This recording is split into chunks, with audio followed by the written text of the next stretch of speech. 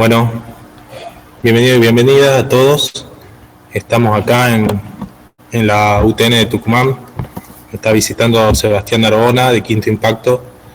En un ratito va a empezar su charla de Big Data y de, bueno, contarnos un poquito qué es Quinto Impacto y qué es lo que se hace en esta empresa de Mendoza, que hace un rato viene trabajando con proyectos con impacto socioambiental, el desarrollo tecnológico. Así que, bueno, gracias a todos y a todas por asistir. Vayan poniendo ahí en el chat de dónde están. Creo que Juan hace un ratito les preguntó, pero estaría bueno que nos digan de dónde vienen. Bueno, ¿cómo están? Espero que estén bien. Disculpen un poco la demora.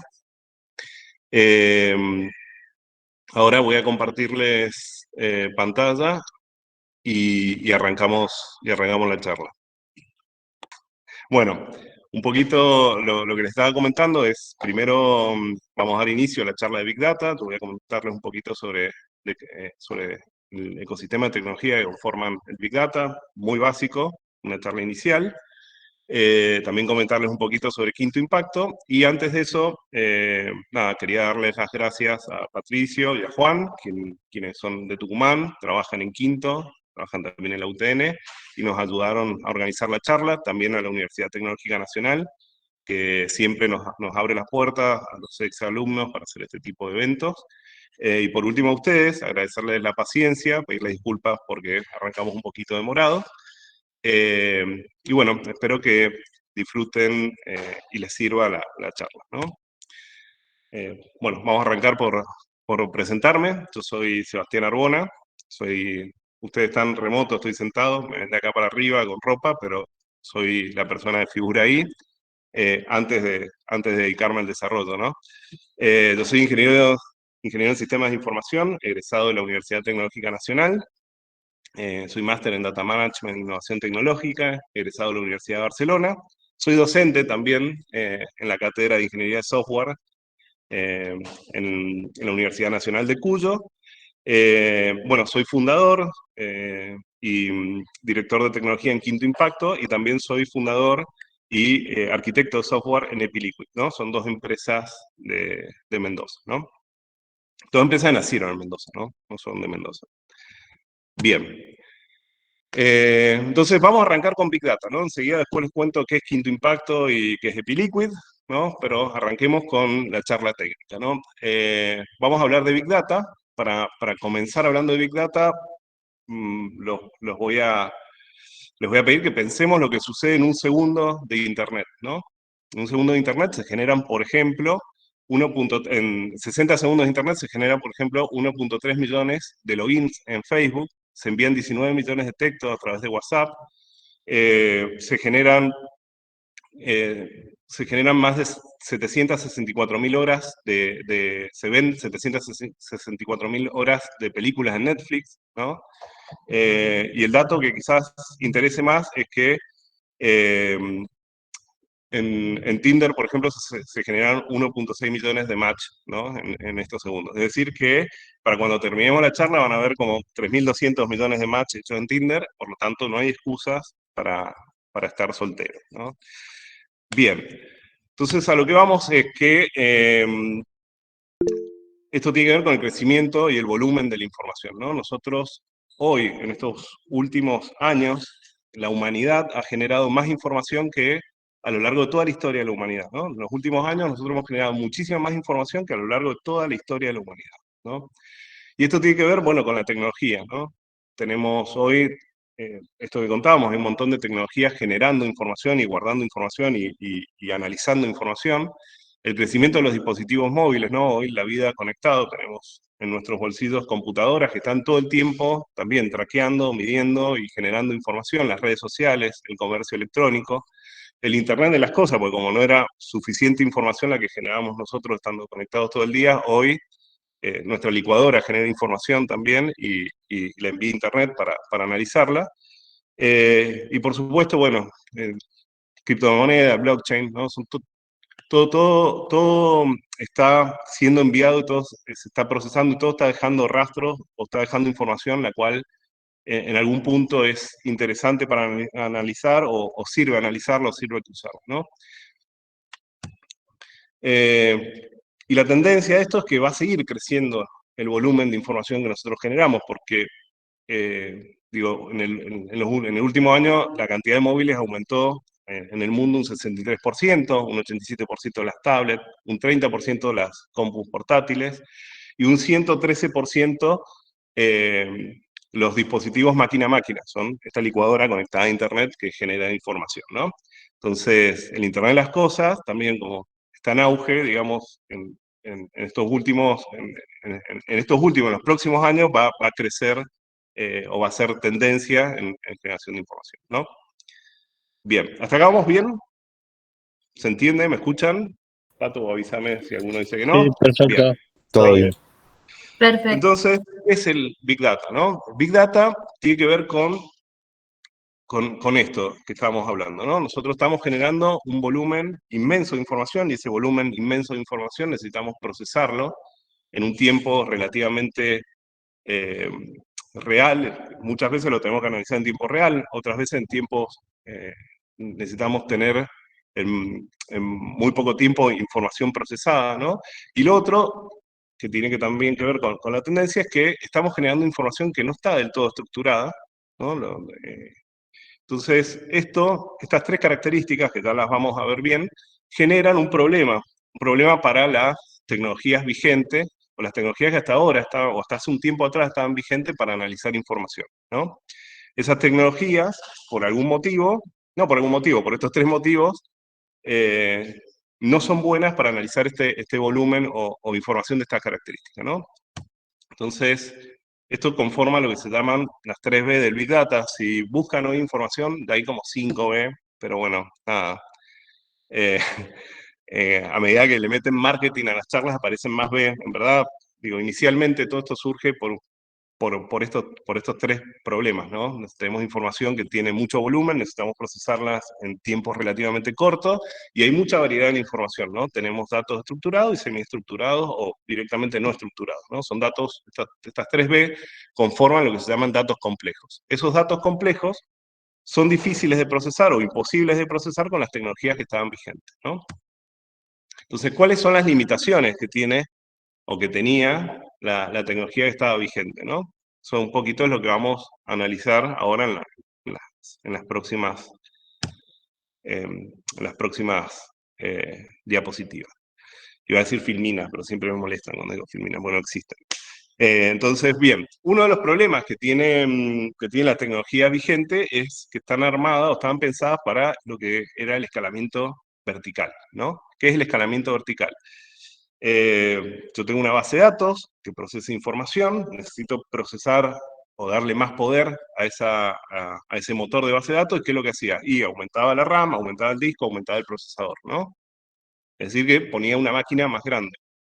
Necesitaba más poder para procesar, necesitaba más potencia de procesamiento, que es lo que hacía, y sumaba procesador, sumaba disco, sumaba memoria, y eso lo que va haciendo es que cada vez vaya creciendo en máquinas más y más grandes, y esto tiene un límite, ¿no?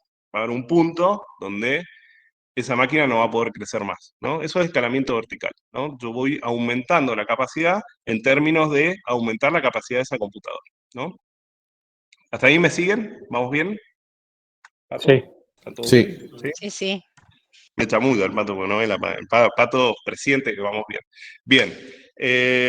La otra limitación es la manera en la que funcionan los motores de base de datos, ¿no? Puntualmente los motores de base de datos, tradicionalmente SQL, funcionan con un esquema sobre escritura, ¿no? Nosotros, para meter información en una base de datos de SQL, necesitamos un esquema, ¿no? El insert que vamos a hacer a alguna tabla de esa base de datos tiene que respetar un esquema. Es fuertemente estructurado SQL, ¿no? Yo puedo meter información ahí siempre que cumpla con un esquema de información predeterminado, con una serie de restricciones, ¿no? Entonces, esos esquemas que son rígidos para la escritura, digo, no son buenos para el volumen o la velocidad en la que yo necesito procesar o guardar información, ¿no? Entonces, esa es otra es otra de las limitaciones. Las bases de datos de SQL son muy buenas porque permiten hacer cruces de información potentes, pero tienen la limitación de que las escrituras tienen que, justamente para darle potencia a los cruces, las escrituras tienen que seguir ciertas estructuras tan pensadas para generar lecturas potentes o cruces de información potentes, ¿no? Entonces son buenas para generar esos cruces de información, pero las escrituras, comparado con, por ejemplo, las bases de datos NoSQL, son limitadas, digamos, o son más limitadas. Entonces, ese es otro punto en donde las tecnologías de información vigente, las tecnologías de procesamiento de información vigente, por ahí eran limitadas. Y lo otro tenía que ver con la manera en la que se armaba la infraestructura, ¿no? Porque todo lo que se tendía a hacer era, yo por un lado tenía la unidad de almacenamiento, donde tenía mi motor de base de datos, y por otro lado tenía mi unidad de procesamiento, donde era otra máquina, que yo tenía mi servidor ahí, traía los datos de la base de datos, procesaba.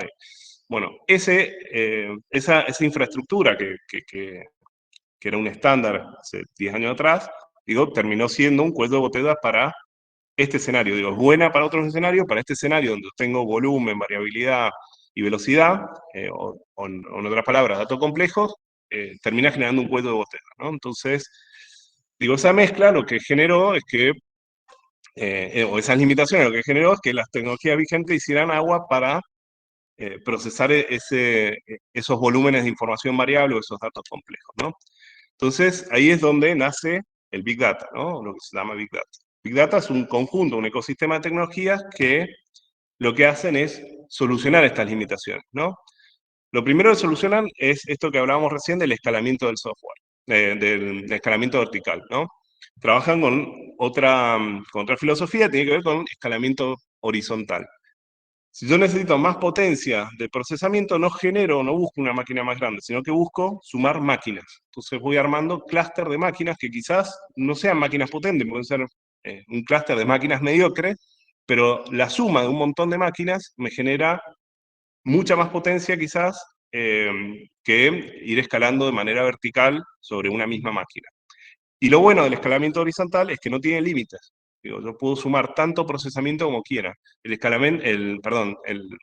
ventaja del escalamiento horizontal es que no tiene límites. Yo puedo sumar tantas máquinas como yo quiera, y eso significa que puedo tener tanta potencia como yo quiera.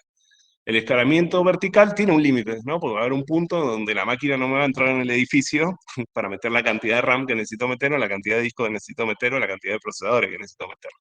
Entonces, el escalamiento vertical tiene un límite, el escalamiento horizontal no.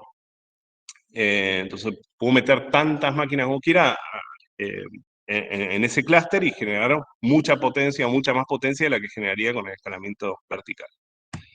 Por otro lado, bueno, las tecnologías que forman parte del Big Data están pensadas con esquemas que funcionan sobre lectura, ¿no? En general me permiten meter información sin demasiadas restricciones, sin demasiadas reglas, sin demasiada estructura, lo inserto en la información, la guardo, y después cuando la leo, ahí se genera el esquema, ¿no? Entonces, eso lo que me permite es trabajar de manera muy rápida, sin todas esas restricciones, sin ese cuello de botella en las inserciones, y después los esquemas se arman cuando yo necesito recuperar, necesito leer la información. ¿Bien? Bien.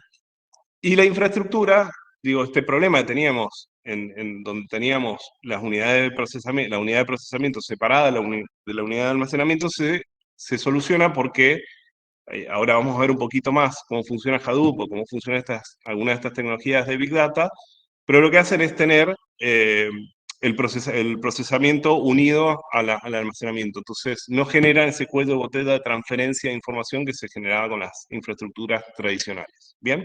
Vamos. Entonces, bueno, ¿qué es el Big Data? El Big Data justamente es un ecosistema, yo ya se lo spoileé hace como 10 diapositivas atrás, pero es un conjunto, un ecosistema de tecnología que lo que hacen es solucionar estas limitaciones que tienen las tecnologías tradicionales o el procesamiento de datos tradicional, ¿no? Entonces son tecnologías que trabajan bien en escalamiento vertical, en esquemas que tienen que ver con esquemas sobre lectura. Hola chicos, ¿cómo están? Y trabajan bien trabajan bien este tema del procesamiento y el almacenamiento de información, ¿no? Entonces, ¿quiénes fueron los pioneros? Los primeros que se encontraron con problemas de Big Data. Bueno, los primeros que se encontraron con los problemas de Big Data son los motores de búsqueda, ¿no?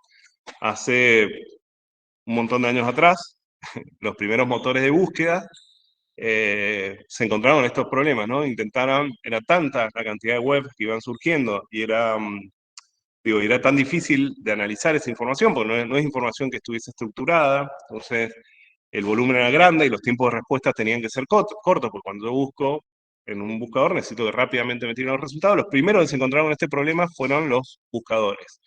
Y acá es el auge de Google, ¿no?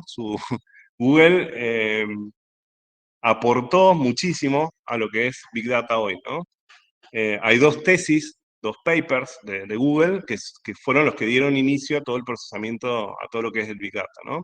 El File System que inventó Google, que es un sistema de almacenamiento de archivos distribuidos, y MapReduce, que es una plataforma de procesamiento distribuido, ¿no? A través de clúster. Y ahora vamos a ver qué significa todo eso. Bien. Bien.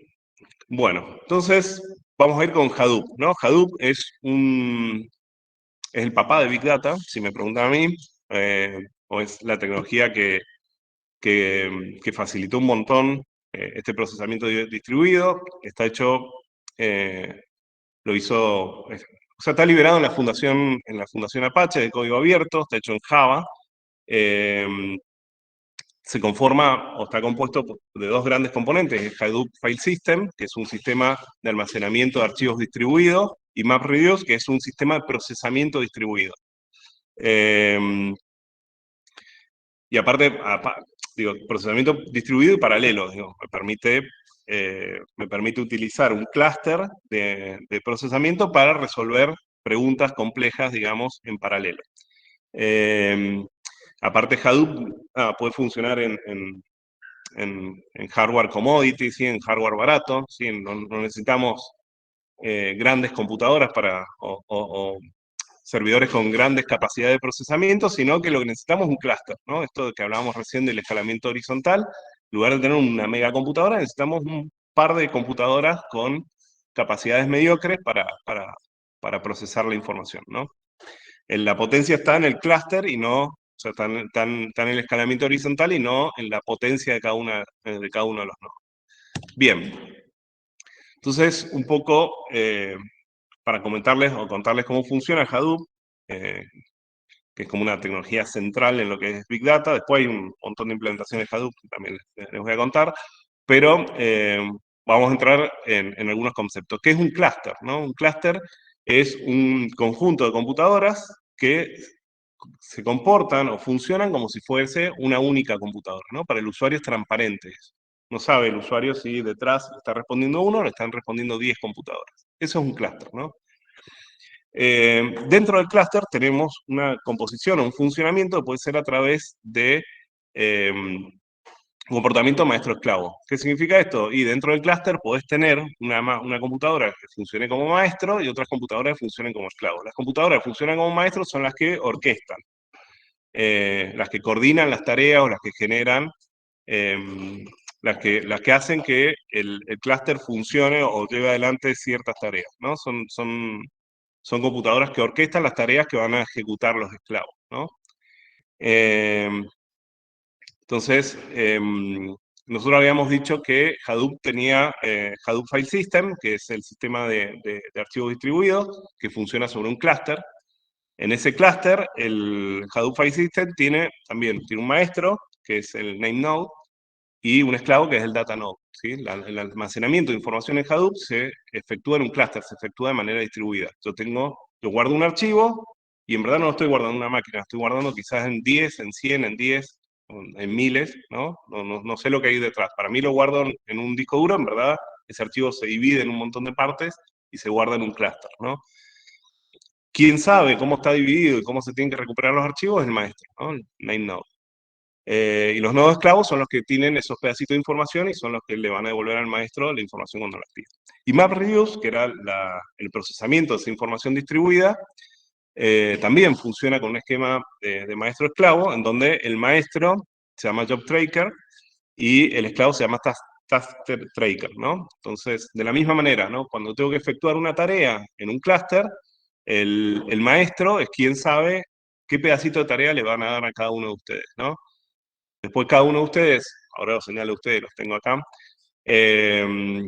cada uno de ustedes va a ejecutar un pedacito de esa tarea y le va a devolver un resultado al maestro. El maestro lo que va a hacer es juntar todos esos resultados y terminar tirando el resultado general de esa tarea. Ese es el procesamiento distribuido, ¿no? Entonces Big Data es una mezcla de los dos, ¿sí? Es una mezcla de almacenamiento distribuido y procesamiento distribuido, ¿no? Hadoop es una mezcla de los dos. Bien, ¿cómo funciona el Hadoop? Sí. Mariano Ledesma pregunta, ¿la disponibilidad de los datos se maneja con redundancia? Sí, la disponibilidad de los datos se maneja con redundancia. Y ahora ahí es lo que digamos en esta diapositiva, ¿no? Entonces, así funciona Hadoop, ¿no? Yo tengo mi maestro, que es el name node, y después tengo todos los data nodes, que son los esclavos. Yo supónganse, tengo un archivo largo, un archivo está compuesto de n partes, B1, la parte B1, B2, B3, B4, hasta Bn, y tengo n nodos en mi clúster, ¿no? Cuando yo almaceno esto, fíjense que el B1, en lugar de copiarlo todo en un nodo, cada uno de los pedacitos de ese archivo se copian en los distintos nodos. Y esto es lo que preguntaba Mariano, ¿no? Hay redundancia, porque yo tengo B1, lo tengo copiado en el nodo 1, en el nodo 4 y en el nodo 5. B2 lo tengo copiado, por ejemplo, en el nodo 2 y en el nodo 1, y también lo debo tener acá en el nodo 5, ¿no? Entonces, cada pedacito de archivo está copiado en distintos nodos. Esto de que hayan nodos que tengan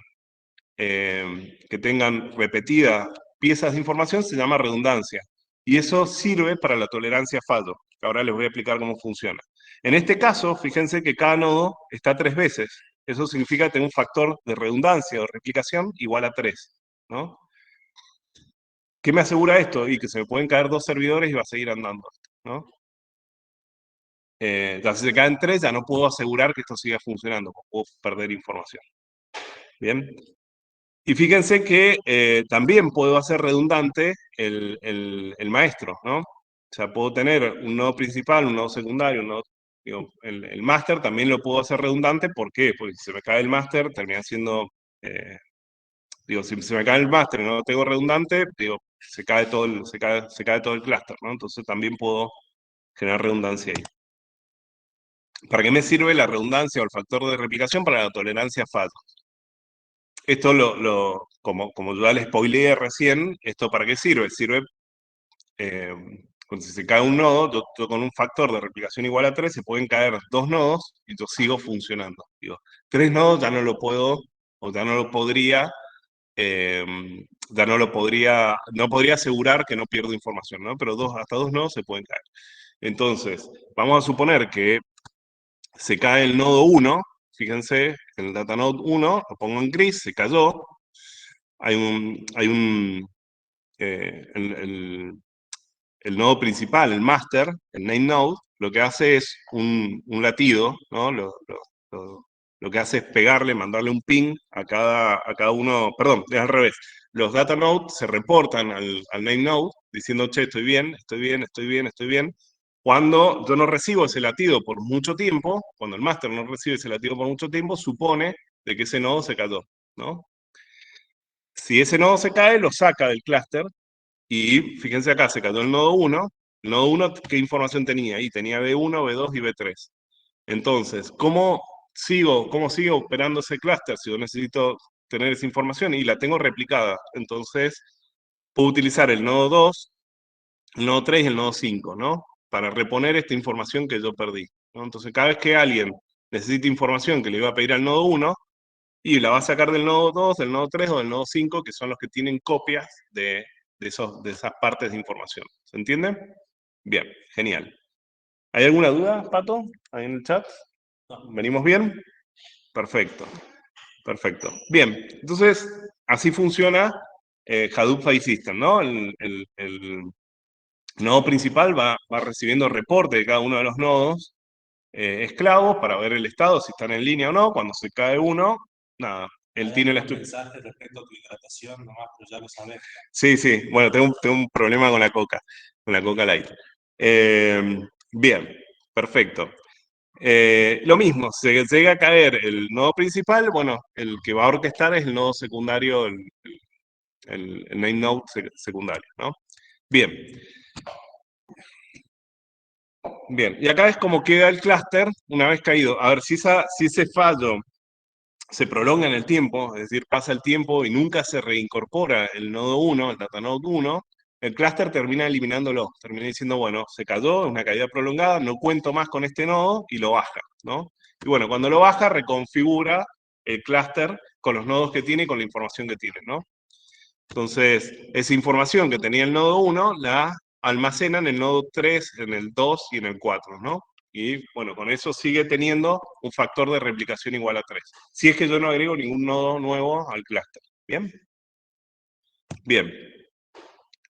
Bueno, entonces después, por otro lado, nosotros dijimos que Hadoop combinaba el Hadoop File System y MapReduce, Hadoop File System para guardar de manera distribuida la información. Acá me quedó una propaganda, no debería estar.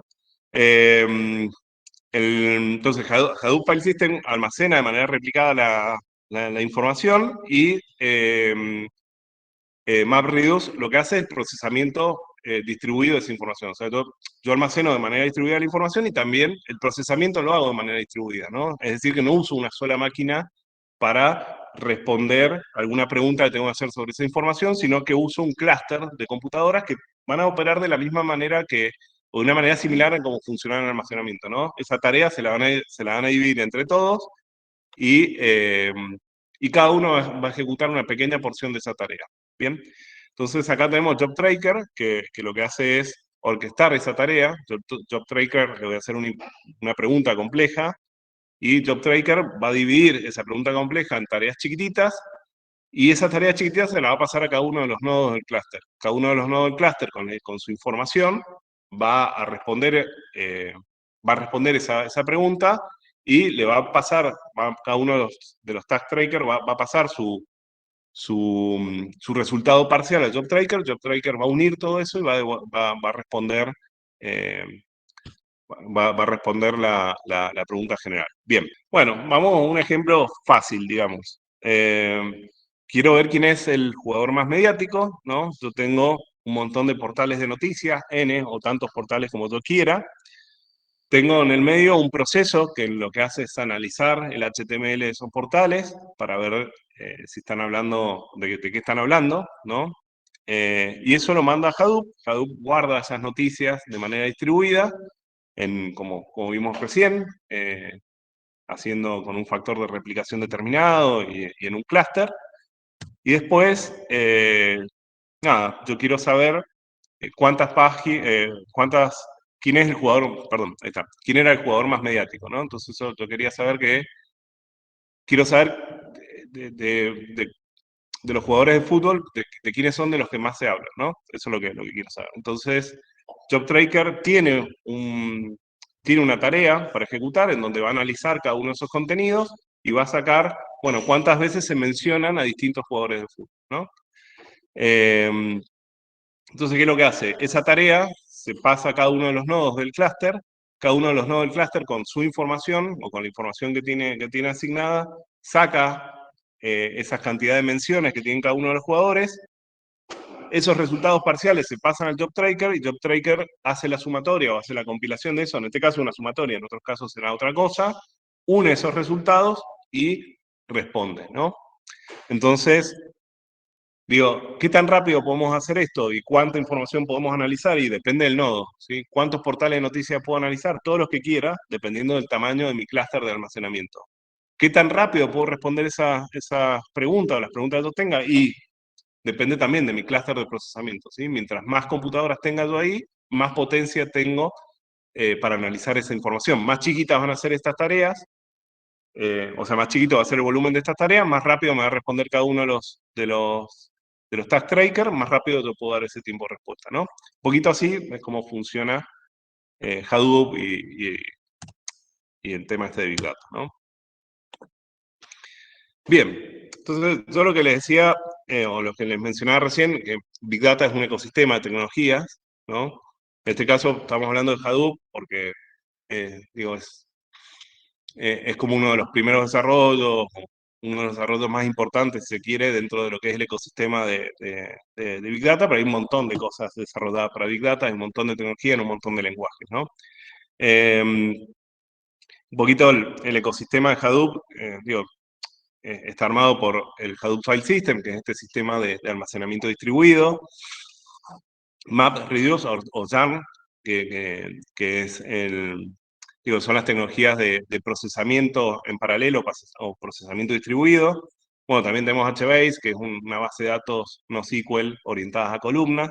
Acá pueden poner lo que quieran, ¿no? Puede haber un Mongo, puede haber cualquier tipo de base de datos que funcione o se debe bien con escalamiento horizontal y con todas estas cosas que nosotros decíamos, es buena para meterlo al ecosistema. No hace falta meter todo lo que trae Mongo, digamos, todo lo que trae Hadoop. Pueden poner sus componentes, ¿no? Bueno, después tenemos Hive y Pig. Pig es como un lenguaje de scripting para Big Data. Hive es un lenguaje como un query un query tipo un SQL para preguntar sobre el almacenamiento distribuido. Bueno, después tenemos para manejar catálogo, tenemos para manejar workflows de tareas programadas. Tenemos después para conectar logs. Los logs se analizan mucho en Big Data, o sea, los logs de los servidores o información. Tenemos como herramientas para conectar todo con Hadoop, digamos. El ecosistema es gigante, ¿no? Tenemos implementaciones de Hadoop, tenemos en prácticamente todas las nubes, ¿no? Amazon tiene su implementación de Hadoop, Azure tiene su implementación de Hadoop, Oracle tiene su implementación de Hadoop. Tenemos como implementaciones de Hadoop para hacer procesamiento de almacenamiento distribuido en un montón de ecosistemas, en un montón de nubes y de empresas. Y después tenemos un montón de tecnologías que están alineadas a toda esta manera en la que tiene que operar y funcionar Big Data, la cual es gigante. Gigante y es para más de un lenguaje, ¿no? O sea, si trabajan con Python, hay un montón de herramientas que son buenísimas para Python. Si trabajan con algún otro tipo de lenguaje también, entonces, es gigante el ecosistema, ¿no? Acá estamos viendo como algo neurálgico y central y muy básico, pero para avanzar y para crecer en eso hay un montón, ¿no?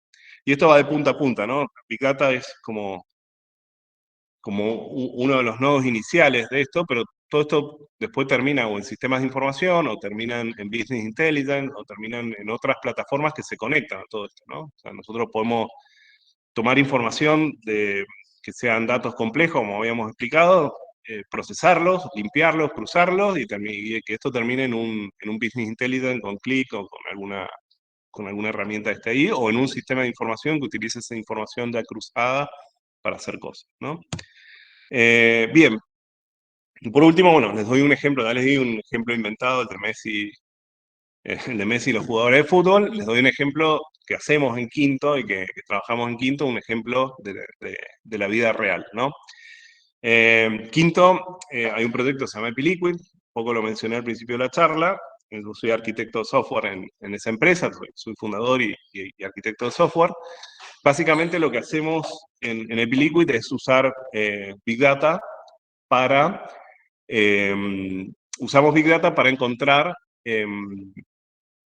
biomarcadores que sirvan para la detección temprana de cáncer, ¿no? Este es un proyecto que lo estamos haciendo con investigadores del CONICET, y lo que hacemos es analizar volúmenes inmensos de información, como es la información genotípica, ¿sí? La de los genes, es gigante, y información fenotípica que tiene que ver con información de los pacientes, sobre base de datos de personas sanas y personas que han tenido cáncer, ¿no?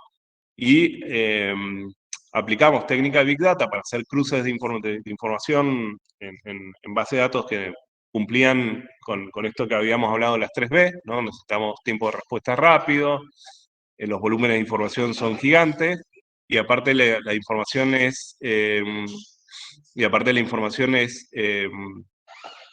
no es información estructurada.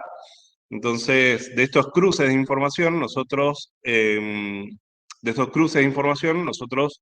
generamos o buscamos, con estos cruces de información, buscamos biomarcadores que sirvan para generar detección temprana de cáncer. ¿Por qué detección temprana? Pues los biomarcadores los estamos buscando para generar biopsias líquidas, Las biopsias líquidas son biopsias que uno se puede hacer con un examen de sangre, y lo que buscamos con esto es que a través de un examen de sangre sepamos si tenemos o no determinado tipo de cáncer.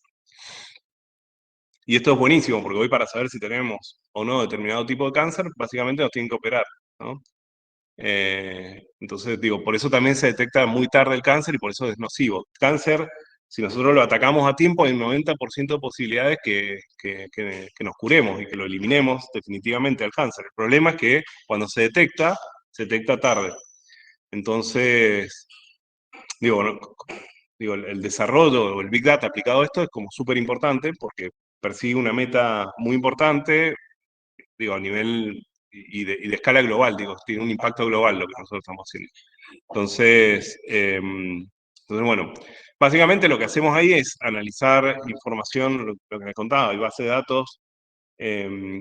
Cuando nosotros nos hacen una biopsia y nos sacan un tejido que puede o no tener cáncer, eso lo analizan con determinada tecnología. Hay una tecnología que se llama Illumina 450. Esa información lo que hace es nos da datos de ese tejido, lo divide en 450.000 sitios y nos da información de los genes en 450.000 posiciones. Nosotros lo que hacemos es analizar esas muestras, ¿no? Cada muestra tiene 450.000 datos que nosotros cruzamos y, y los procesamos para entender qué es lo que está pasando ahí y de esa manera, bueno, saber si hay un proceso molecular, un proceso biológico, un proceso clínico que, que esté generando o que esté, digo, un proceso biológico, molecular o clínico que esté generando algo que nos dé un indicio de que ahí puede estar pasando, de que ahí puede estar en presencia de cáncer, o que nos sirva para detectar biomarcadores, o nos sirva para detectar cuáles son los genes que están siendo más afectados. Sí. Sí, sí, sí. De hecho, esta es una aplicación de biotecnología, ¿no? Bien, entonces si quieren les muestro. Quizás no han escuchado la pregunta. Ah, ok. Lo que me preguntaban es si el Big Data se puede aplicar a la biotecnología, ¿no? Y justamente lo que estamos viendo es un ejemplo de biotecnología. A ver si puedo. No tenía pensado hacer esto, pero me voy a loguear como un científico. El Piliquid. Brevemente a la gente que está aquí, que tenemos gente acá también esencial, y, y recién le hacen una pregunta de los chicos que están acá de la UTN al SEBA, pero bueno, hay mucha más gente por mí. Bueno, acá vamos a ver el resultado de lo que les comentaba yo recién, ¿no? Acá voy a entrar, acá me acabo de conectar, me voy a meter a cáncer de colon, y vamos a ver un resultado de lo que me da Big Data, ¿no? Entonces voy a elegir un gen, Septino9. Septino9 es uno de los 20.000 genes que nosotros tenemos en nuestro ADN. Acá lo que hemos hecho es analizar la información de un montón de pacientes, que algunos han tenido cáncer y otros no, y con esa información hemos analizado todos los genes todos los genes de pacientes con cáncer y no, y lo que hacemos es un ranking de cuáles son los genes que han sido más afectados, por ejemplo, en cáncer de colon. Y en este caso, por ejemplo, uno de los genes que estamos estudiando es Septino9. Septino9, bueno, es un gen sobre el que se han escrito varios papers para cáncer de colon. Y básicamente, fíjense, bueno, lo que nos interesa encontrar es, acá estamos analizándolo desde un punto de vista molecular. ¿Qué significa esto? Queremos ver si desde la óptica molecular, cuando hay cáncer ocurre algo, ¿no? Entonces, esta línea amarilla es el comportamiento molecular o el comportamiento de Septino9 cuando el paciente está sano, ¿no? Y la línea naranja es el comportamiento de ese gen cuando el paciente tiene cáncer. Entonces ahí encontramos esto que nosotros llamamos burbuja de hipermetilación, ¿no? Acá, cuando el paciente tiene cáncer, en Septino9 ocurre algo, ¿no? Sí, hay una variación. Los genes hipermetilan, ¿no? Metilan mucho más. Un gen metila para cumplir su función biológica, ¿no? Entonces, después hay otro procesamiento que hacemos que es para ver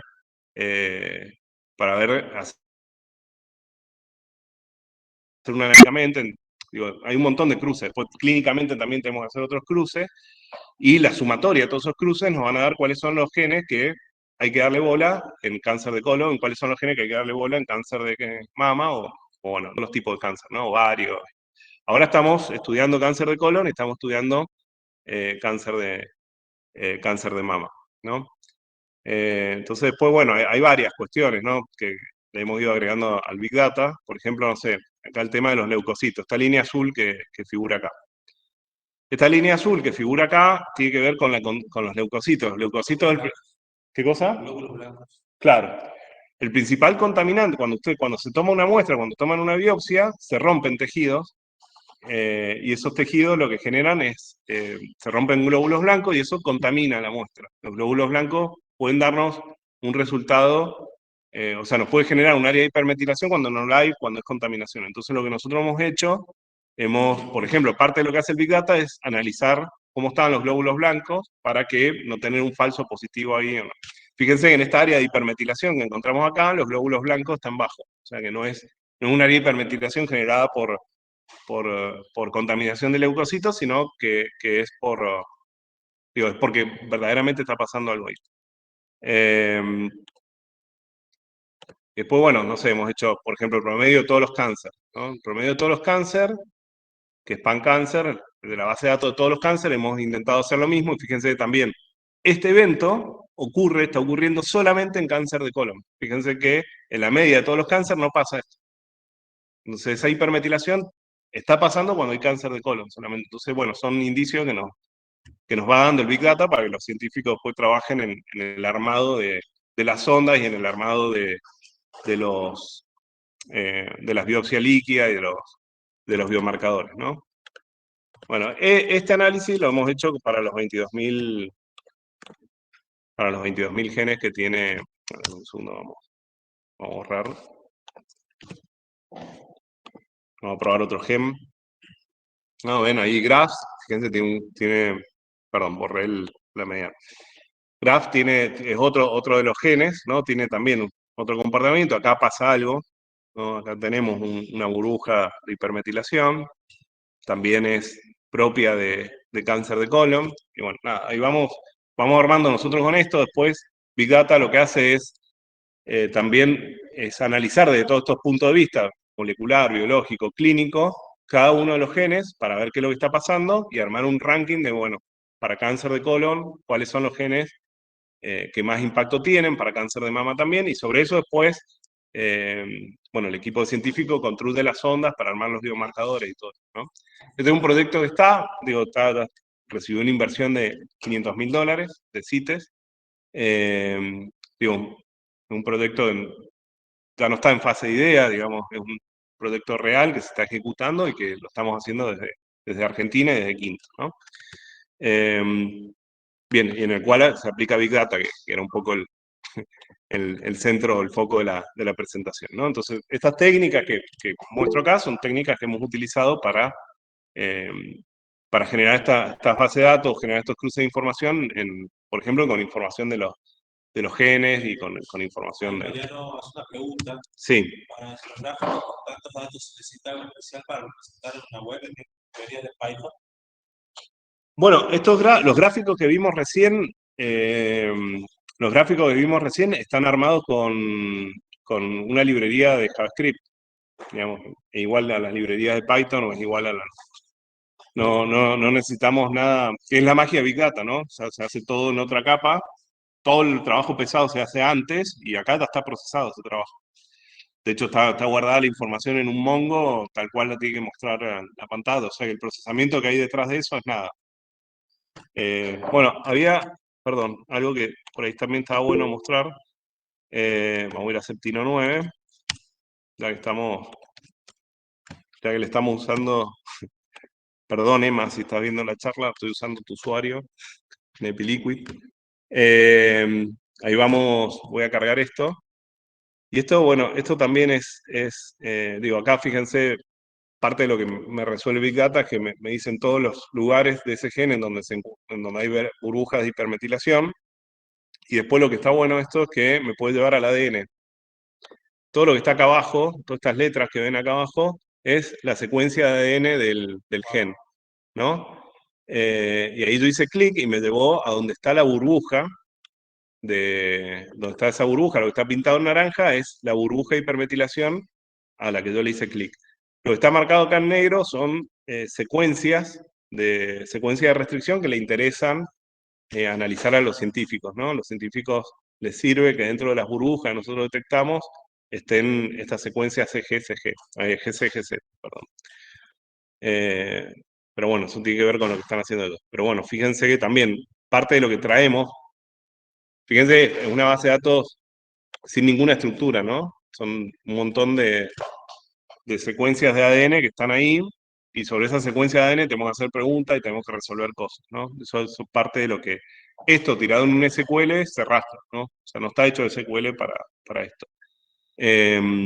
Obviamente SQL usamos un montón, acá en este proyecto inclusive, pero bueno, hay un montón de cosas que están resueltas con motores que están armados para resolver este tipo de... Sí. Sí. Me preguntó si eso era una composición de ADN. Sí, esta es la composición de ADN de septino 9, del gen septino 9, ¿no? Entonces, todo esto es el septino 9, Tuki, bueno, gigante. Y sobre eso, bueno, también está. Bien, ahí vamos, seguimos con la presentación entonces. ¿Hay alguna otra duda, chicos? ¿Alguna otra pregunta? ¿Pato? Sí, acá Mariano está muy activo, Mariano está buenísimo. ¿Hay alguna implementación de tecnología más común o que se elija más? Por ejemplo, utilizar servicios como Google, Python, Edge, Python, MongoDB, bueno, sí creo que Mongo, Graph, ahí. Sí, sí, de hecho Python tiene como su suite de Big Data. Esto, digo, hay para tirar al techo, o sea, y para todo, para todos los lenguajes, porque vieron que yo, por ejemplo, mencioné Pig y mencioné Hive. Bueno, Pig son implementaciones de scripting para Python o para otro tipo de lenguajes de script, ¿no? Para directamente escribir las tareas. En Hadoop nativo, las tareas las tienen que escribir en Java. Pero con Pig, por ejemplo, las pueden escribir en Python a las tareas. Y eso, nada, se traduce eso lo levanta Hadoop y lo resuelve, y el script está hecho en Python, digamos. O sea que hay, era lo que decía recién, el ecosistema es gigante. Bueno, ahí nosotros en Epiliquid, por ejemplo, tenemos colectores de datos hechos en Python y colectores de datos hechos en R y colectores de datos hechos en Java. Entonces, tenemos como la capa de serialización nuestra, que es la que tiene todos los colectores. Tenemos colectores escritos en un montón de lenguajes, dependiendo de qué es lo que nos convenga o de qué manera nos convenga cruzar la información, ¿no? Está re intenso el chat de Gara. Y eso tiene sentido porque están todos los chicos de Gara conectados a la charla. Bien. Bien, ¿alguna otra duda, chicos? Bien. Vamos a hacer un par de anuncios parroquiales, por así decir, para aquellos que se hayan ido desde el proyecto final de sistemas.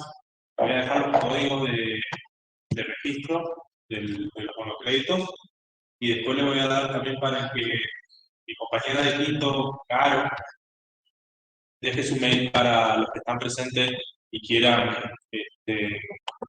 dejar su CV para ser analizados, a ver si pueden incorporarse a quinto, lo mismo para los chicos que están acá presentes. Bueno, yo ahí un poco comentarles, eso lo habíamos dejado para después. O sea, arrancamos la charla, les comenté que yo era CTO de Quinto y que era socio fundador y también de Piliquid. Entonces un poquito, les dije, después les comento de Quinto. Quinto es una software factory de impacto. ¿Sí? Es una empresa que desarrolla tecnologías, pero está centrada en que parte de esos desarrollos o parte de lo que nosotros hacemos como actividad generen impacto cultural, medioambiental o social. Nosotros somos una empresa B. Y un poco la idea de dar la charla acá en Tucumán es porque queremos traer parte de las operaciones que nosotros hacemos en Mendoza, traerlas a Tucumán y nada, armar equipo acá en Tucumán. Acá un poco Juan y Pato están haciendo punta en esto. Y bueno, por eso, también quienes estén buscando por ahí trabajo, quieran sumarse a una empresa de desarrollo tecnológico, si quieren, les pueden pasar el currículum a Caro iba a dejar el mail. Claro, deja el mail ahí en el chat. Sí, Caro, deja el mail, hace algo, Caro. Así que bueno, es un poquito. No sé si tienen alguna duda con la charla, alguna otra cosa que quieran preguntar. ¿No? Bien. Bueno, si querés seguir con los anuncios parroquiales, yo dejo también mi correo para si quieren mandarme el currículum a mí o escribirme algo. Que esta charla llega a través de la Dirección de Proyectos Informáticos que cuenta la UTN-FNT, un espacio también de entrenamiento para los alumnos avanzados y graduados recientes que quizás no han tenido oportunidad de tener experiencia real en proyectos, y hoy fortalecemos los proyectos gracias a la confianza que estamos generando con Quinto Impacto, buscando que los proyectos de la DPI tengan cada vez más impacto social, ambiental y cultural. Así que es por eso también que estamos con Juan en la dirección del proyecto, que puede verse como una instancia previa de entrenamiento para la salida laboral y incorporación a espacios como Quinto Impacto. Así que para los que sientan que todavía les falta un poco más de experiencia o andando te mando un saludo, un poco más de entrenamiento, está la dirección de proyectos informáticos acá en la UTN. Con Juan también podemos dejar ahí un mail para que escriban a los que quieran incorporarse a la dirección de proyectos.